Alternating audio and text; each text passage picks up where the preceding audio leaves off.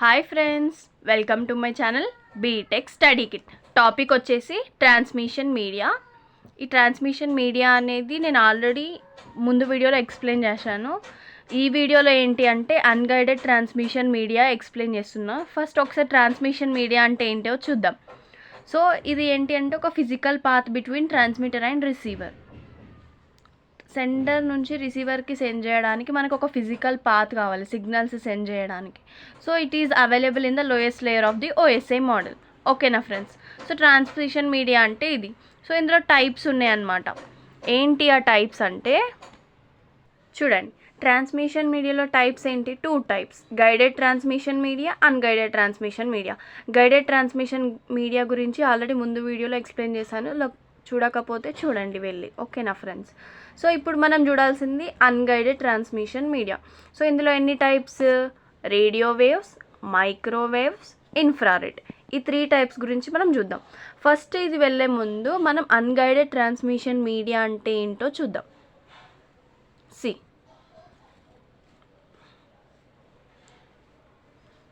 Unguided transmission media. Unguided transmission media దాన్ని కూడా మనం ఏమనొచ్చు అంటే వైర్లెస్ ట్రాన్స్మిషన్ మీడియా అని అనొచ్చు.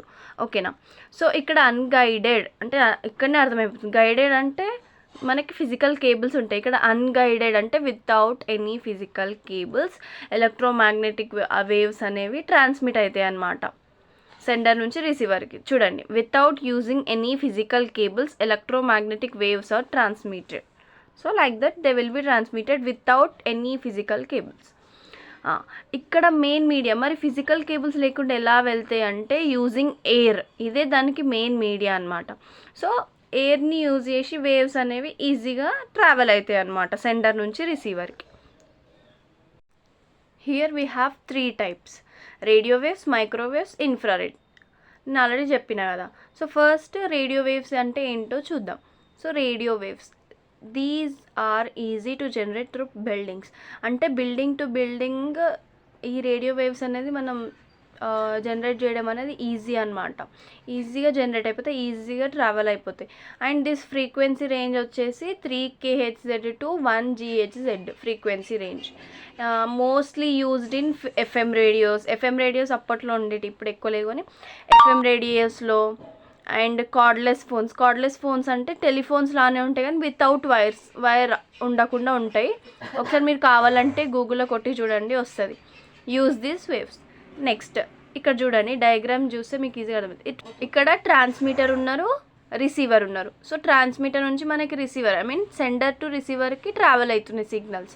సో యూజింగ్ వాట్ అంటే ఇక్కడ యాంటీనా ఉంటుంది. యాంటీనాని యూజ్ చేసి మనకి సిగ్నల్స్ అనేవి ట్రావెల్ అవుతాయి. సో ఇక్కడ ఏంటి అంటే సెండర్ అనే వాళ్ళు ఒకరు ఉండొచ్చు, కానీ రిసీవర్స్ మేబీ మల్టిపుల్ రిసీవర్స్ ఉండొచ్చు. అండ్ నెక్స్ట్ మైక్రోవేవ్స్లో 2 types: terrestrial microwaves and satellite microwaves. ఈ 2 ఉన్నాయి మళ్ళీ టైప్స్. సో టెరెస్ట్రియల్ అంటే లోకల్గా యూజ్ చేయొచ్చు అనమాట, up to some area. Satellite microwaves అంటే గ్లోబల్, మొత్తం ఇంకా యూనివర్స్ లాగా యూజ్ చేయొచ్చు. నెక్స్ట్ ఏంటి అంటే ఈ వేవ్స్ ఫ్రీక్వెన్సీ ఎంత అంటే అబోవ్ 100 MHzకి అబోవ్ ఉంటుంది అనమాట. సో ఈ మైక్రోవేవ్స్ అనేవి స్ట్రేట్ లైన్లోనే ట్రావెల్ అవుతాయి.